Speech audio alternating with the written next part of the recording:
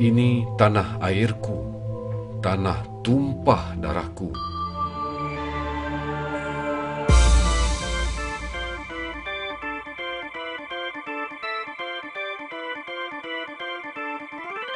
Akibat Alpa, tanah ini terjajah 446 tahun.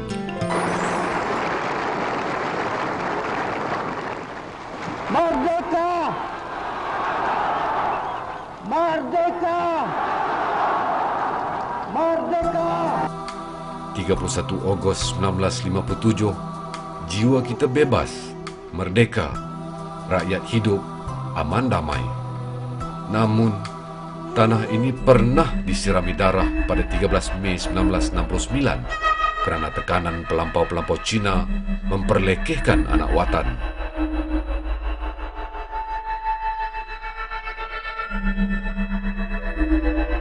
Kini, selepas 53 tahun merdeka, seolah-olah roda 13 Mei mahu kembali semula.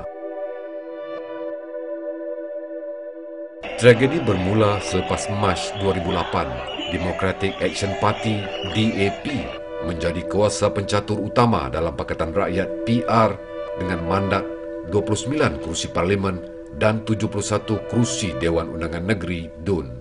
Saya nak rayu kepada kawan-kawan saya dan keluarga saya orang Melayu supaya menerima kenyataan baru bahawa ketuanan Malaysia ini harus ketuanan rakyat, ketuanan rakyat, ketuanan rakyat, ketuanan rakyat, ketuanan rakyat, ketuanan rakyat, ketuanan rakyat. Ketua Pembangkang diberi kepada Parti Keadilan Rakyat (PKR), walaupun DAP mendapat mandat tertinggi dalam PR demi mencapai agendanya yang lebih besar, iaitu Malaysia. Adakah pemberian DAP itu ada udang di sebalik batu? Sekarang, mari kita lihat apa yang DAP lakukan di Perak, Selangor dan Pulau Pinang.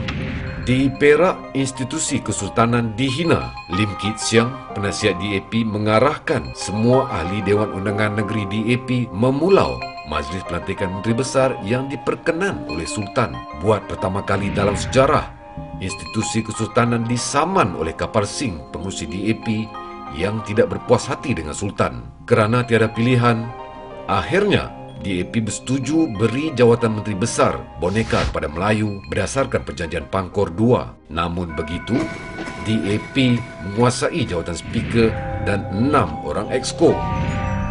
Pemberian tanah 999 tahun kepada bukan Melayu ibarat memberi bulan dan bintang yang amat mengguris perasaan dan sanubari orang Melayu.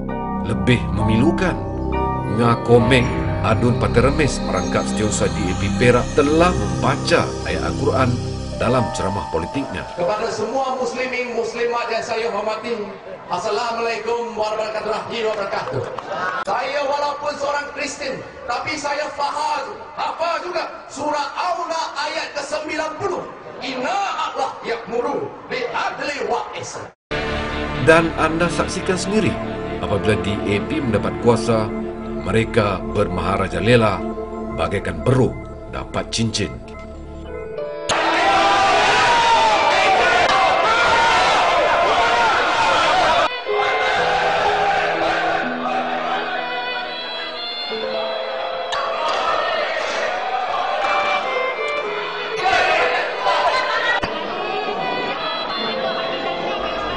Di Selangor pula, DAP menjadi mastermind kerajaan negeri apabila diberi jawatan speaker dan exco kanan. Teng Cham Kim, Adun Sungai Pinang, dilantik sebagai speaker. Teresa Kok mengetuai portfolio pengurusi jawatan kuasa tetap, pelaburan, perindustrian dan perdagangan.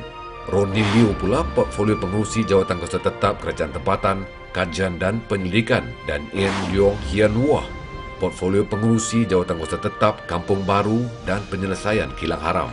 Malahan, Ketua Pegawai Eksekutif Perbadanan Kemajuan Negeri Selangor (PKNS) diberi kepada bangsa Cina. Bayangkan, DAP berjaya memenangi pilihan raya ke-13. Apakah Ketua Pegawai Eksekutif Petronas, TNB dan Telekom masih dipegang Melayu? Sebaik sahaja memenangi pilihan raya ke-12, Teresa Kok meraihkan kemenangan tersebut dengan memanggang 5 ekor babi, simbolik kepada penguasaan 5 negeri. Dalam masa sama, Teresa Kok juga mengumumkan kerajaan negeri telah memperuntukkan 100 juta ringgit untuk projek industri penternakan babi yang paling moden di Asia Tenggara. Ronnie Liu memperlekehkan enakmen jenayah syariah Selangor 1995 berkaitan penjualan minuman keras. Beliau mengarahkan penguatkuasa Majlis Bandaraya Shah Alam memulangkan kembali arak yang dirampas dari kedai serbaneka di kawasan majoriti Melayu walaupun ditentang oleh Datuk Dr. Hassan Ali, pengerusi jawatan kuasa tetap Hal-Ehwal Islam dan Adat Melayu. Supaya kontroversi semua ini tidak berulang sehingga meresahkan masyarakat Islam di sini. PAS Selangor turut menggesa agar pemegang portfolio pengurusi jawatan kuasa tetap kerajaan tempatan dikaji semula berikutan dengan rentetan beberapa peristiwa sebelum ini. Sebilangan besar wakil-wakil rakyat DAP beragama Kristian, misalnya Teresa Kok, Adon Kinrara dan Teo Ni Ching, ahli Parlimen Sedang. Teresa Kok mengunjungi masjid dengan berpakaian skirt pendek semasa majlis berbuka puasa di Surau As-Saadah Ceras. Ahli Parlimen Sedang, Teo Ni Ching pula telah memberi tazkirah di Surau Al-Huda, Kajang Sentral tanpa berpakaian menutup aurat sepenuhnya. Selain simbol-simbol Islam dicemari oleh DAP, mereka juga turut mempertikaikan seruan azan. Seramai 189 penduduk bukan Melayu telah menghantar petisyen mendesak masjid-masjid di Selangor memperlahankan lawangan azan. Jawatan kuasa rumah ibadat yang sebelum ini dipegang oleh orang beragama Islam telah diberikan kepada Teresa Kok, Ronnie Liu dan Dr. Xavier Jayakumar. Dari Pakatan Rakyat sama-sama memberi penghormatan terakhir kepada Bapak Gubernur.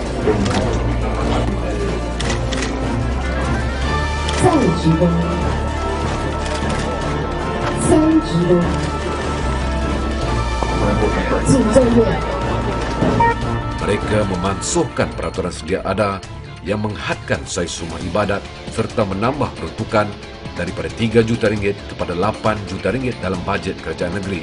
Menjadi tanda tanya, sebuah gereja terbesar di Malaysia juga turut dibina di kawasan Teresa Kok. Adakah terdapat tangan-tangan halus di sebalik pembinaan gereja tersebut?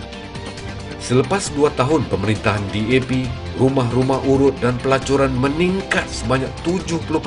Pekerja-pekerjanya adalah warga negara Cina yang bekerja secara haram. Ronnie Liu didapati menyalahgunakan kepala surat kerajaan negeri untuk memberi kelulusan kegiatan pelacuran dan rumah urut. Sebelum ini, Ronnie Liu telah menghalang penguatkuasa menyita hotel yang menjalankan kegiatan pelacuran di Bandar Puchong Jaya.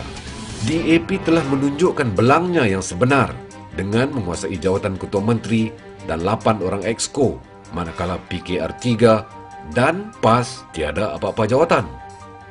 Sebaik sahaja dilantik sebagai Ketua Menteri, Lim Guan Eng dengan angkuh berkata beliau akan memansuhkan Dasar Ekonomi Baru DEB di Pulau Pinang.